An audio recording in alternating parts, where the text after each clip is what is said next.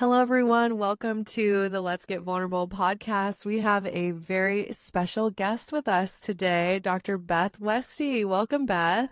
Yay! Thank you for having me. So Oh my excited. gosh, I'm so excited to have you. I have been personally working with Beth, so I have a lot of personal experience that we might dive into. And I know you all will love her. We're going to talk about your hormones, balancing your hormones, and so much more. I want to let you know a little bit about Beth. So here is her bio.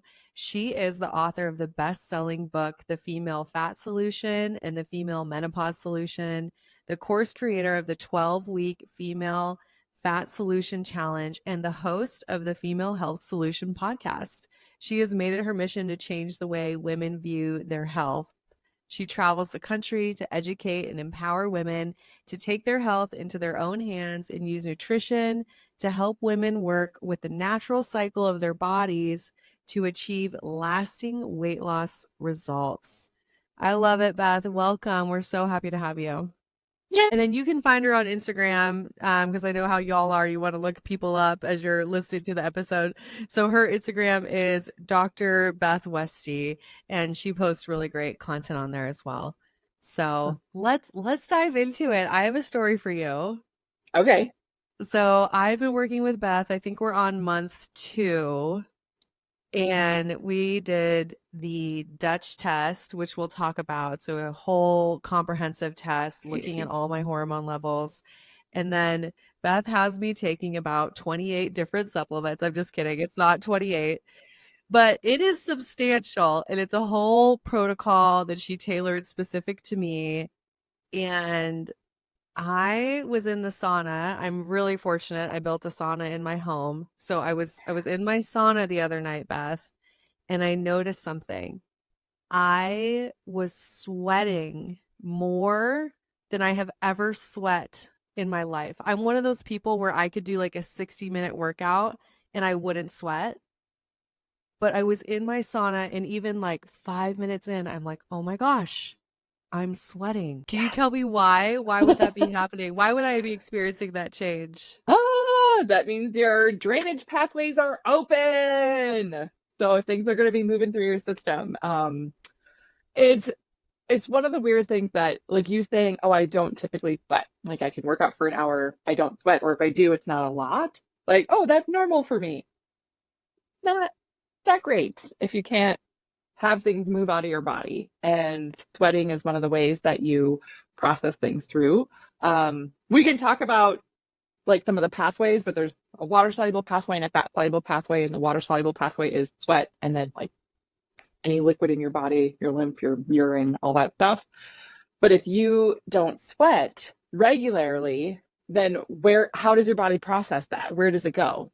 Right? Because your body's going to have to try and find a way to process it. So what we're doing, especially with a tailored protocol for you, is to open up these pathways, get your system to function differently so that it does the things. Sweating It's is one of them. working. It is so working. And I Yeah. want to go into more detail just on all the changes I'm noticing and what my experience Yeah. has been. Before we do that though, Hmm. let's learn a little bit about you. Can you Okay. tell me what was it that brought you to this and why this work specifically? So important. Why I love it and I get really pumped about it. Yeah. Um, Quick background. I grew up on a goat farm in Minnesota. I live in Minnesota still. Gosh, I love goats. This is great. Goats is I was an athlete in high school, in college. I played volleyball. You can't tell on the screen, but I'm 6'2". I'm an Amazon. And then after undergrad, I went to graduate school. So I went to chiropractic school. And while I was there, I had my first 2 kids as a student. I would not recommend, very stressful, right? Graduated, started a business, started my clinic, and then found out 2 months later that I was pregnant again. So I was less than a year in business, and I actually had my third, which she was born 2 months early. She was a Mm. preemie, so she was in the NICU for 23 days. And my business wasn't doing well, right? Like didn't know much about business. I had no idea what I was doing, all the things. And so this was 2010 when this started. That's when my youngest was born. The failing business, preemie, a 2-year-old, a 4-year-old, no sleep, you know, I Mm. started getting ovarian cysts. I'd never had cysts before. I'd never had PCOS. I'd never, none of that stuff. Mm. I'd been on birth control for like 10 years before I even started having kids, right? And then went right into having kids. And then my body was trying to figure stuff out afterward during a very, like, one of the most stressful times of my life. And I would have cysts every month that would burst. So for those of you that have had a cyst, where you know it, like, it can be painful, you can have pressure, you can have, like, it can be difficult to go to the bathroom from pain or things like that, right? But I would have a cyst that would burst and it would put me on the floor. Like, it, Mm. you know, Every single it, month. yeah, every single month. And I was like, I don't understand why this is happening. So I was going in, they would do ultrasounds. They'd be like, oh yeah, we can see that there's like the remnant of the cyst there, like the just outline of it. And then, oh, there's a bunch of free fluid in your abdomen from where that burst. And I'm like, great. But why is this happening? And how can we not get this to happen? And they were like, just pushing birth control on me, which I was like, I don't do well with that. I get a lot of side effects from it. I'm like, no, thank you. And they didn't have any other solutions for me. They didn't have any other answers for me other than to tell me either birth control or to keep getting pregnant. They were like, just keep having babies. If you got pregnant again, you wouldn't have this. Oh, wow. Oh, okay. Which was, I I was honestly the last doc I saw in the ER. I was enraged. I'll just be honest. I was irate because my youngest, she was a preemie, so I had a placental abruption. Like, I was 7 months pregnant and I just started bleeding. Like, the placenta came detached, and so that's why she was born early. Like, it was like she almost died. I almost died. I'm not I'm not rolling those dice again. I'm not like, we had 3 kids, we were done, all the things, but also it was very scary. And Mm. you know, several months after having that experience to be told you just need birth control and or to get pregnant again, I was like, I'm gonna punch you in the face, buddy. Like, Wow. That must have felt yeah, so invalidating. yeah, yeah. And I know a lot of women have that experience with trying to seek help for their health conditions, their hormone conditions, all of that stuff, being told that they're crazy, being told that it can't really be that bad. Your period pain can't be that bad, really. Like, you're exaggerating. So I know I'm not alone in that experience. But I know just how frustrating and then defeating it is, because then you don't, like, what do you do next? Where do you go next? What do you dive into? And what I dove into was Eastern medicine. So I'm also like, I've went to chiropractic school, but I also got licensed in acupuncture and Chinese medicine. And then since then, I've also become a functional medicine practitioner. So the Eastern medicine side of it, the Chinese medicine side of it, that I was like, I need to know more about this. I want to learn more about this and dive into how they work with women's hormonal issues. And that's where I started seeing just a different way of working with the female body, working with the hormones that shift and change throughout the month versus fighting against it, and versus saying, oh, it can't be that bad. Oh, there's these deficiencies. These things are off. Let's target that and get that functioning better for you. So your body functions the way that it should, and you have that ebb and flow of hormone throughout the month like it should be. And when that doesn't happen, there's a disruption somewhere. So, yeah, Yeah, so this really was personal for you of yeah. figuring out for yourself, being able to balance your own hormones, and then kind of realizing, wow, I want to help other women with this. Yeah, yes. So once I started doing this for myself, and because I was in practice, I had a clinic, and it would make it really difficult to treat patients and to do the work that I wanted to do because it would physically stop me. So I started, improving myself, and then through the patients that I was seeing, some of them would say, "Hey, I'm having this issue," and I'd be like, "Oh, okay. Hey, let's do this week." And I'd write it down literally on a scrap of paper, hand it to him, and be like, "Okay, come back next week, and then we'll talk about what to do next." Scraps of paper, working on people over my lunch hours, all that stuff. To That's where this started. Was when I started noticing the improvements with myself. I started working with my patient base, that was also in need, and it honestly grew from there. So Wow. Well, it's such powerful work that you're doing, and I know I was referred to you by a friend who also has seen huge improvements in her health. So it is amazing, I think, that word of mouth, once people start experiencing things, they want to tell everyone. yeah, And I'm certainly that way. That's why I'm having you on the show. When I came to you, I was really open with you that I had actually been diagnosed with PCOS when I was like 13, 14 years old. And I remember at the time, the doctor was like, "Oh, you're probably going to struggle to have children. It's probably going to be very hard for you." So I go home and I'm like sobbing. I just remember I'm like, I'm not going to be able to have kids. And I'm Googling PCOS and I had all these thoughts about it. And then, of course, what did they do? They put me on birth control at that young age. And I was on birth control until I was 32.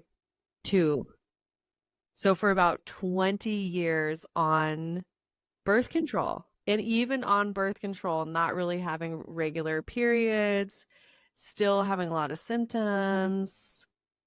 Do you hear stories like this all the time? What's your time, thoughts?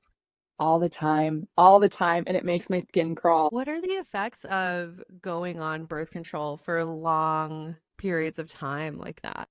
There's So there's a lot of information that's coming out now about how people were recommend. Again, I was the same. I was in my, teenage years when I got put on birth control, and I was on it until I actually got pregnant when I was on it with my first. Um, but I had been on it for almost 10 years, right? Like, and it was normal. They handed it out like candy, like no big deal, da, da, da, da, da. But not realizing that even at that young age, 12, 13, 14, 15 years old, it can take several years for your body to regulate its cycle naturally.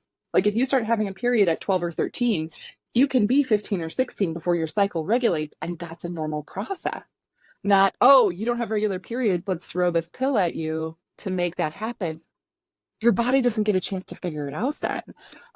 So, and there's a great movie that's just come out recently, The Business of Birth Control, I think is what it's called. They have a great Instagram account too, like a documentary where they talk more in detail about some of this stuff.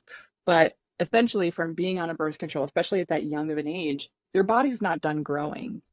Like your growth plates aren't closed. And being on the pill also depletes your system of certain nutrients, vitamins, minerals, things like that. So your body can really struggle to grow and finish developing in the way that it should, right? Because that pill interrupts that. Not to mention, a lot of times people will look at, oh, I've been on the pill and I was on the pill when I chose my partner. And now I come off the pill and I'm not sure if they're the right person for me. It changes so much, What was you so know? fascinating for me, I feel like I can share this, is that when I came off the pill, I already loved my boyfriend at the time, but I fell more in love with him and really had a new level of love for him when I was off of the birth control pill, which was kind of wild. Yeah, yeah. It's really powerful how it plays with your hormones. And for some people, it swings in one direction or the other. So Yeah. there's a lot of, I want to say, long-term impact that people are just now doing the research or finding out about, because a lot of us had been on the pill for a decade or two and then seeing the impact of what that's done to your body. But officially, I don't even think we really know for sure exactly how that can impact a lot of people. Yeah. Yeah. It's so true. And then I feel like going through the process of getting it out of your system and then trying to get your body to do what it's supposed to do after Yeah. it's kind of been shut down for that amount of time. That's obviously the work I'm doing with you right now. But it's like I tried it for 2 years on my own and I was going 6 months, 4 months without a period. All the symptoms, like my body was not just doing it naturally. Um, well, it is doing it naturally with the help of natural supplements, but it wasn't just doing it on its own. I feel like I'm going deep. I'm going really deep with you, and I actually want to back up because I think there's Okay. probably people in the audience who aren't really familiar with the female cycle or with Oh, hormones. hmm So maybe we can talk about the cycle. And then what I'd love to talk about is how people know if they maybe are having hormone issues, like what are some of the symptoms or things they would look for. But can you yeah. tell us about the female cycle first? Yeah. Yeah. Can I draw on? Is that Draw, please draw. okay? Yeah, Yes. that it's just it's easier and faster for me to let me just Yeah, we move on my will we'll put this ball. on YouTube. So if you guys want to see the visuals, you can go on YouTube. Okay. So just a quick that's a rough sketch of what happened throughout the month. And again, these are things that we should have really learned in like fifth grade, but sometimes that Yeah. information gets No left one out, taught us. right? No one taught me. Right? Yeah. It's so funny. Like, so I have, three kids and my girls are, they're 15 and 13 now, but when they were going through a lot of this stuff, I remember asking them like, oh, what'd you guys learn from your, health class on hormones? And my daughter came home and she was like, it's so dumb, Mom. All they talked about was like cramps and being moody. Oh my gosh. And I was like, well, That's that's not helpful. no, it's not. Okay. Okay, so this is estrogen. This is what happened in the first part. And again, this is just a rough estimate. And we'll talk about like if you don't have a regular cycle or what that looks like, or if you go a really long time without a cycle. So day one would be the first day of your period, like full, not just, oh, I spotted a little bit or something like that. That's how you count day one, first day of your period. Day 14 is about when you would ovulate. For some people, if their cycles are a little bit longer or shorter, sometimes that ovulation is thrown off, but you can track basal body temperature or cervical mucus, or your body will give you signs if you're actually ovulating. And then day 28 is when that ends. So estrogen is dominant in the first part of the cycle. Estrogen does some really important things for our system. It will build up the uterine lining, but it also helps build muscle tissue, strength. It helps your memory, create habits. It helps your digestive system release more enzymes. There's all these things that happen in the estrogen phase here that are essential, right? And then we post ovulation kick over into progesterone. Like you have to ovulate actually to create progesterone. So there's that caveat. If your estrogen levels are off, so if you're estrogen dominant, it can sort of squash progesterone, meaning it wouldn't allow you to ovulate or ovulate on time. So that can get kicked off. So you won't have that progesterone. But progesterone is the counterbalance for estrogen. So it's going to slow down the digestive system. It helps you rest and sleep more. It's just a different focus completely than what estrogen is. And when people say balancing hormones, I think in our mind, we think of, oh, they should be the same, which is not the case. Our hormones should ebb and flow throughout the month, right? And you go through, I'm going to make this kind of messy. Like if I were to draw here, like week 1, 2, 3, 4, and just look at week 1, what's happening versus like week 3, you're in a totally different body. Your Mm. hormones are doing something totally different. And especially as an athlete, once I started understanding more about my system, I was like, oh, duh. No wonder why sometimes I'll go to do a workout and I feel amazing. I feel like I'm in ripped, like beefcake and like awesome. And my recovery time is really good. Yeah, that's weeks 1 and 2. I get to week 3 or week 4 and I'm like, oh my God, I try to go for a run and I feel like my legs are cement. You Yeah. took a different body for a run that day. You didn't do anything wrong or different. You are, using a different hormonal body then that needs different recovery time, different nutrient support, all of that stuff. So that's the most important thing to recognize with a hormonal cycle is to understand where you're at and what your body's doing and kind of align your lifestyle, your nutrition, your exercise, all those things to match that versus saying, oh, I feel tired today. Oh, I didn't have a good workout. I should work out twice because I didn't Right. burn enough calories here. Your body's not designed to be focused on that there. Oh, So, this is so important. And yeah, none of, I mean, I don't know any women that actually learned this at a young age. I feel like if you have learned this, it's because you've gone out of your way to go learn it. So I'm so glad that we're talking about this. And tell us, what would be some of the signs that your hormones are out of whack, or that you're not functioning properly? What could people look for? Yeah, yeah. So, just sorry, you would also ask like regular hormones, regular cycle. So if you have a regular cycle, you can say, "Yep, my cycle's every 28 days or this many days, and I don't have symptoms. It just shows up. It shows up on time. It's a non-event. I don't have to cancel plans or it's not painful or whatever." That's normal. Where it's not normal is when all of a sudden you'll have really long gaps in between your period. It's really, really painful. PCOS or endometriosis or adenomyosis or fibroids, things like that.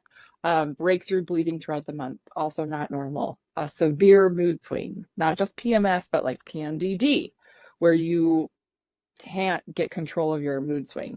Um, Stress responses, all that stuff, where you're like, yeah, it's disrupting my life. I was with a gal, we started working together last year, and she would have to plan her whole life around her hormonal cycle. Like she would Mm. get invited to, her and her husband would get invited to a dinner party with friends, and she would literally have to check her calendar and be like, okay, am I supposed to be having my period then or not? Because otherwise I can't leave the house. I can't get out of bed. I that much pain. So an impact on your functioning. Yeah. Me. I definitely think, like, when I'm thinking about this, for me, when I would get my period, it would feel like knives in my ovaries is how I would describe it. I would Yeah. have to take Midol, like just have No. to. And I wonder about this, Beth. So you know this about me. One of my big symptoms was fatigue, like just Yeah. so much fatigue, Yeah. so tired. Is Yeah. that also a sign that that can be connected to your hormones? Okay. Yeah. Yeah. Fatigue, headaches, other pain conditions. Sometimes women get achier joint, shoulder pain, or neck pain, or something that's recurrent around this. And sometimes you might be thinking, oh my gosh, I do have shoulder pain sometimes. Huh. And then you track it and you're like, holy crap, it's It connected aligns with my hormones. with the Yeah. cycle. Yeah. Yeah. But fatigue, absolutely a huge symptom. And oftentimes it's because our system is depleted of some of the nutrients that we would need, not because we're doing it wrong. We just didn't realize you need more nutrient. You need more calories here. You need more minerals, more fat, more protein at this point versus this point because of what progesterone does for our system. So, I like yeah. days 1 through 14 the best. Am I alone in that? I'm like, I like the first half of the cycle. Yeah. I feel really good during that time. But I think it's also some of my just my coping skills in life is be productive, get things done. So my real growth area, like so many women, is learning Mhm. how to slow down, is learning to have less things on the calendar, having a long bath, having the sauna, resting. I'm calling it like my soft girl era. I'm sure we've all seen that like on TikTok, Yeah. but Yeah. I it's wild, really embracing that and seeing how much of an impact it has. Hmm. Yeah. Yeah. It's amazing Lifestyle. when you start working with your body that way and not because it also plays a role in how you feel. I don't want to say just mental health, but how you feel about yourself and your self-esteem versus saying, oh, I'm just lazy here. You're not lazy. Your body's slowing down for a reason because you've been pushing you too hard. You know, you're Right. going like a freight train, and this is not freight train zone. This is freight Yes. train zone. So, Yes. So important. Um, I was gonna ask you just about if there's someone listening where they've never heard of this before, they've never even thought about their hormones, they've never even thought about their cycle. Like mhm. what would be some of the beginning tips that you would have someone do? Yeah. So a lot of what I talk about is, well, figuring out where you're at, tracking, counting days. You know, you can use an app, you can take your basal body temperature to figure out where you're at, that type of a thing. This changes, of course, throughout your life. But then just starting to eat for your hormones in your cycle. I talk about eating cooling foods here and warming foods here. because your basal body temperature is lower here and higher here.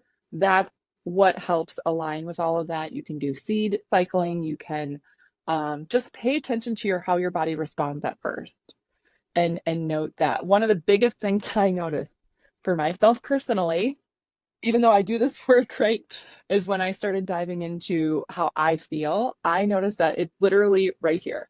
At this point in the cycle, I get very overwhelmed in my physical space. Like my husband Day very, 21 for anybody who's listening. Day yeah, 21. Okay. yeah. I get like my husband's very touchy feely, love to snuggle, hug, all the things. And I'll just be like, okay, just for the next day, just don't, no, thank you. No, thank you.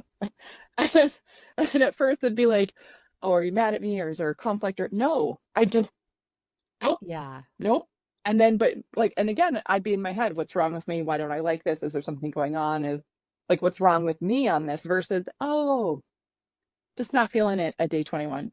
Just not on the radar. Day 23, fine. This is day Yes. 18, or any other day, that's fine. But there's usually one day where I just, nope. There's something so empowering about this, and I think it allows us to have so much self-compassion once we understand what's going on. Just Yeah. like you're saying there, of not taking it personally. It's like your husband's not doing anything wrong. It's something about you. It's what your body is doing. So then by understanding that, you can have compassion instead of judgment, Yes. Yeah. That's exactly it. Yeah. which is Yeah. always helpful, as I say, and Mm-hmm. all the work I do as well. We need compassion. Mm-hmm. Beth, I want to switch topics a little bit. I mean, it's definitely related. Tell us about cortisol and how our friend cortisol really can also play a huge role in health and hormones. Yeah. Cortisol is a big underlying issue um, that can throw things off. And that goes back to even where I think my PCOS stuff started was the sheer immense amount of stress that I was under at that time in my life and hormonally vulnerable. So your adrenal production, your cortisol response, all of those things. And sometimes we think of it like, oh, I should be able to handle this. Why is this bothering me now? Or I've had a very stressful job for years. I'm used to it. No, your body has a threshold that it gets to.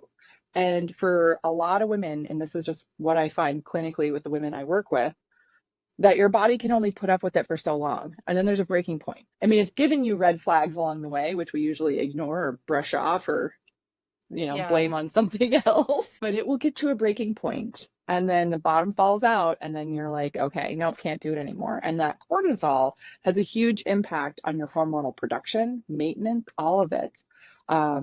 Most common example is if you're under a lot of stress, one, like you have a very stressful event of some kind, and then the next period that you have is late or you skip a period.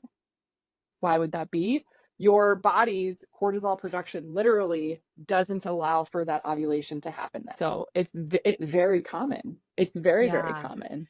Yeah. And this is, I know, when we looked at my cortisol levels, what we saw was a huge spike in the morning, and then it would just like be non-existent. So it's interesting because we need a healthy level of it. So if Yeah. you have zero cortisol, that's also bad because you need a healthy level to have energy. So I would have Yeah. these huge energy spikes where I'm on like high alert and then just nothing for Yeah. for the rest of the day. Which made Which sense. is, I'm like, I have to work between 10 and noon because that's when my brain will function. And then after yeah. that, it's kind of iffy. Yep. So it was so wild for me to realize that. And then I gave up my morning coffee, which has been a huge Oh. sacrifice. But honestly, I feel so much better. And I'm sure it's the coffee and all the things we're doing Mm-hmm. that, gosh, I just feel like, wow, I now think I have cortisol probably steady throughout the day. Yeah. um, I know we're gonna do our retest, so I can't wait Mm-hmm. to see what that looks like in a few months. But it's just amazing, like even having that knowledge, how empowering that was for me and how it's helped my energy levels so much. Yeah. Yeah. Yeah. it's one thing also to realize it. So when we did the testing, we did a Dutch test, which is the urine test for hormones, and it helped you to see what your hormone levels are doing, your adrenal function, and then it tests your cortisol throughout the day. So my favorite thing about that is that so many people say, "Gosh, I don't know why I'm not feeling like this, or I'm just not motivated in the afternoon." Motivated, right? Like it's in your head. You just gotta get after it. No, like you don't have cortisol. You don't have any gas in your Yeah. tank. How are you? How are There's you? no gas in the tank. Yeah, You can't mindset your way into having energy for sure. yes, yeah, exactly. And then with your levels being so elevated earlier in the day, like that's an aggressive way to start your Oh just yeah. Well, what's kind of wild is I did this for years where I would wake up and I would have an energy drink like with 200 milligrams of caffeine in it. And I would go work out for 90 minutes. And then I would go see 8 clients in a day. I would work for 8 hours straight. And I was able to do that for yeah, years. But then just like what you said, I had just enough stressful events happen in my life and I was under just enough stress that probably about a year ago the fatigue was just there and that gas tank started getting empty in the afternoon and I just kind of ignored it. And then finally I'm dealing with it and here we are. And yeah, it's amazing to see that, wow, I can have energy again. Um, just so grateful that I found you and that we did the Dutch test and I'm on this journey. It's been so helpful. yeah, yes, yeah. It really shows a lot. And there's a difference between a urine test and a blood test. The urine test shows us so much more about your hormones, how they're processed. And like we talked about at the beginning with those pathways, what pathways are working, what pathways aren't working, and where do we need to target to course correct here as quickly as possible. Like turn this ship around and get it moving in the right direction. Cause it's usually by the time people take a Dutch test and, you know, find me, it's usually a bigger issue. Yes, yes. Yeah. Well, and I will say, just talking about cortisol and stress and how that impacts healthy hormone function, my brain starts to think about trauma and the impacts of trauma, knowing that I experienced a lot of childhood trauma, a lot of chaos, early on in my life. I have no doubt in my mind that that impacted me developing PCOS. Yep. 100%. The in the programs that I have, I actually talk about trauma and the impact of that hormonally. There's like it's some like 90 some percent of women that have hormonal issues have a history of trauma, you know, either Yeah, childhood or with a partner or something like that. Um yeah. Yeah. Yeah. I am no different either, right? I right. In your grew up with an experience, abusive exactly. alcoholic father that, you know, impacted a lot of that for me early on as well. So it's one of those things that, yes, you like understanding more about your life experiences and how your body is set up and that cortisol response, the adrenaline response, and what your body does to survive. And then at some point, it can't keep pushing because it's burned out. So, Yeah.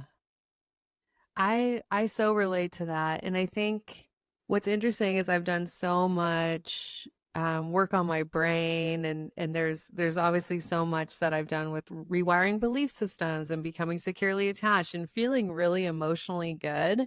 So I know even before working with you, it's like I felt really good emotionally, but I still felt off in my body. And to me, it's so fascinating how those things are connected like, it really is. The body keeps the score, that wonderful book. mhm. We have to address all areas of healing. Um, and I talk with a lot of people who go through my Empowered Secure Love program where we focus on rewiring your brain for secure attachment. And I talk with them about the importance of looking after our bodies. And I've even gotten to the point where I will recommend acupuncture to clients and just acknowledging the huge mind body connection.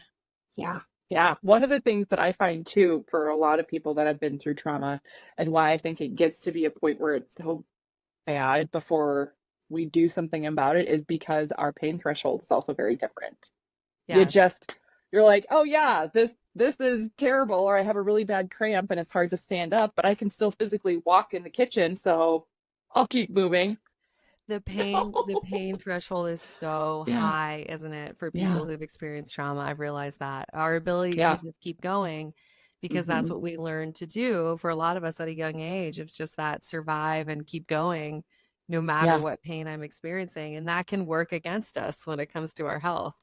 It honestly that is one of the hardest things that I come up against on a daily basis with people is they'll like I'll ask about gut health issues and they'll be like, no, my gut is fine. And then we start working on stuff and they'll be like, oh, I'm not bloated every day and my stomach doesn't feel bad. And I'm like, and they don't realize how bad it was Yeah. until they start feeling better because that was their normal baseline, was having that high pain tolerance every day. But when we start taking that down, they're like, oh, I feel better. Absolutely. That I Okay. really relate to that of just my own ability to just cope with things. And then Yeah. wow, starting to feel really good and kind of realizing I didn't know that I could feel this good. I think it had been so long or I hadn't felt that way. So Yeah. it's amazing once you start showing up for yourself and you start seeing the shifts, being able to go, "Oh, maybe this is what I'm supposed to feel like. Like I should have energy. I should feel good about my day," right? Even the work I do with clients, they're like, "Oh my gosh, I'm excited about my day. I forgot what that was like." Yeah. Again, it's so heartbreaking when we think about what we're willing to just settle for or put up with for Mhm. months or years or decades for some of us.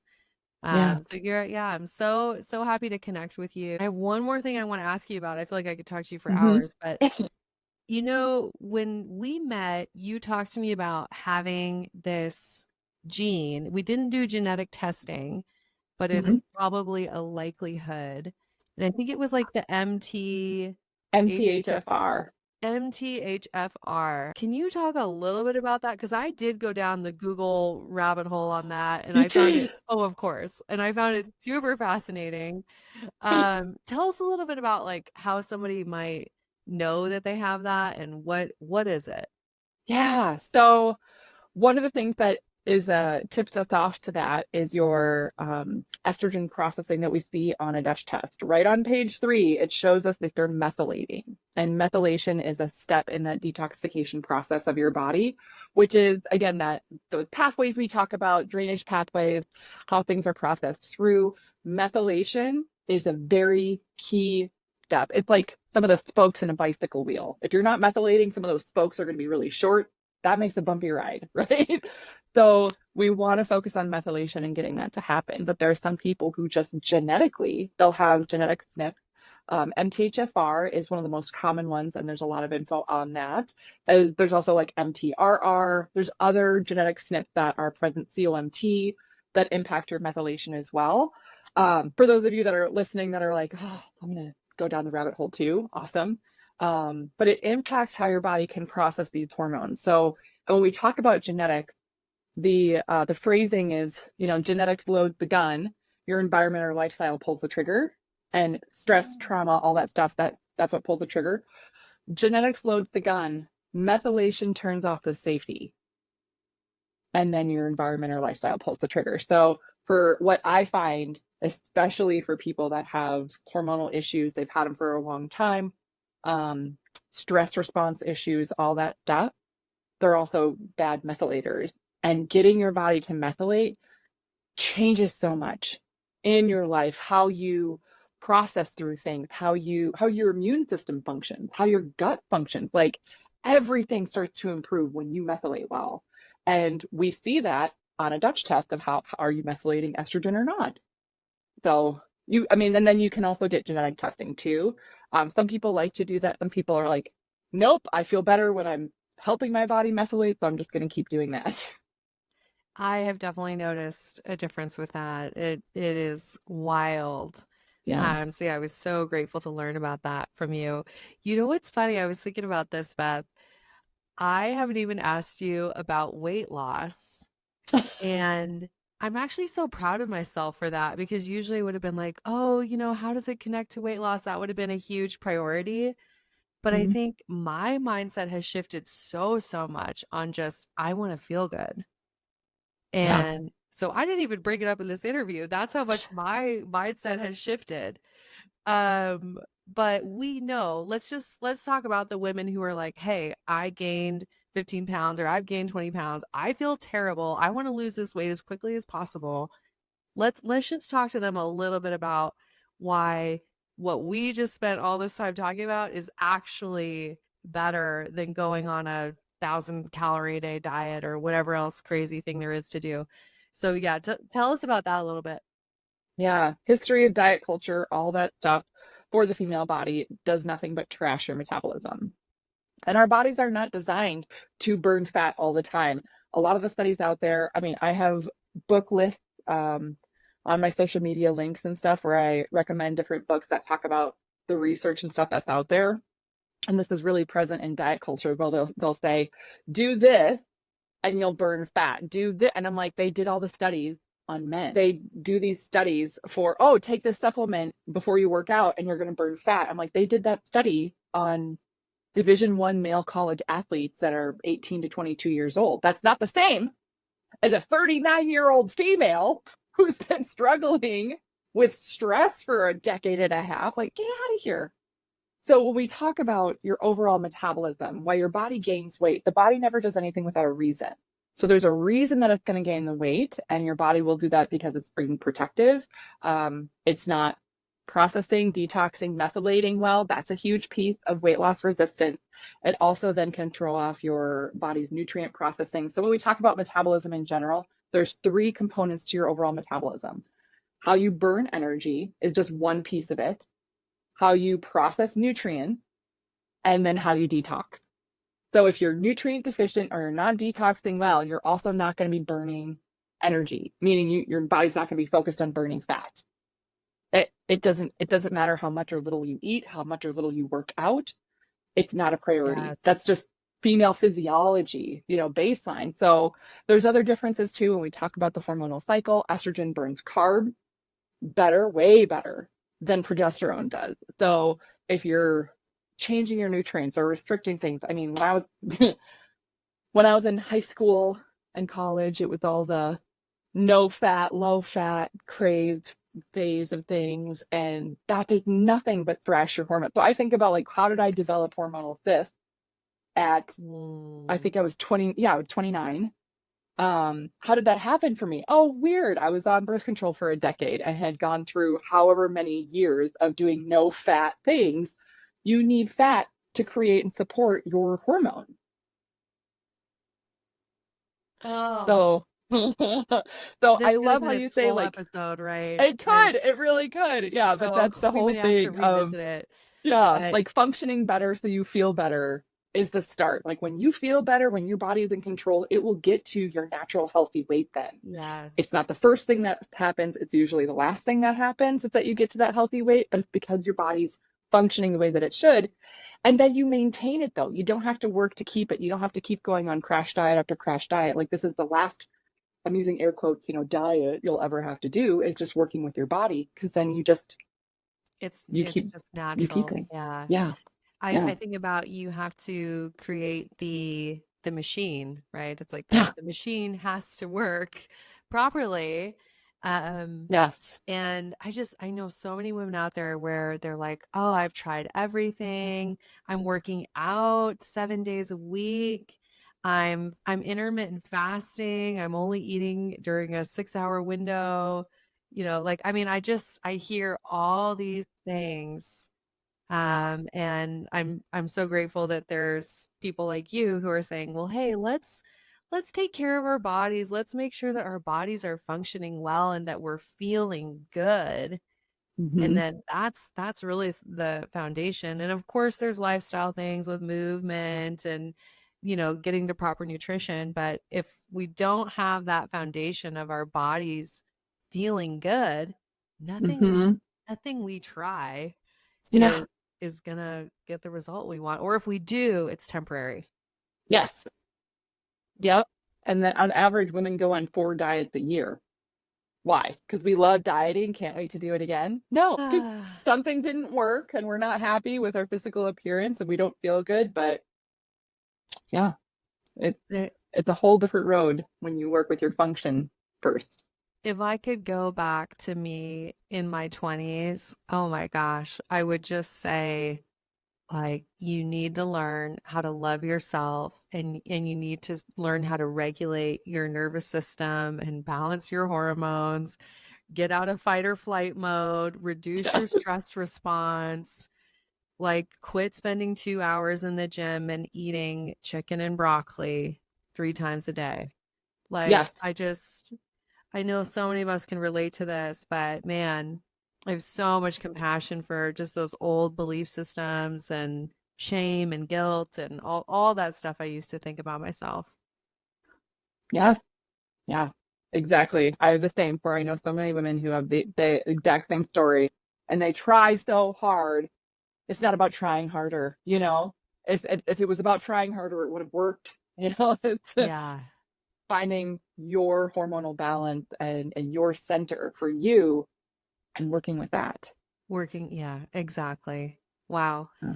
Well, I want to encourage anyone if they're curious about working with you. I think the Dutch test is such a good place to start. And I know you offer that where they can take the test and then they can have a consultation with you that is so in depth and they actually get the recording of the consultation. It's amazing. And I know I have a special code for you for a discount. It's just Morgan. If you just use the code Morgan, we'll have that link in the show notes.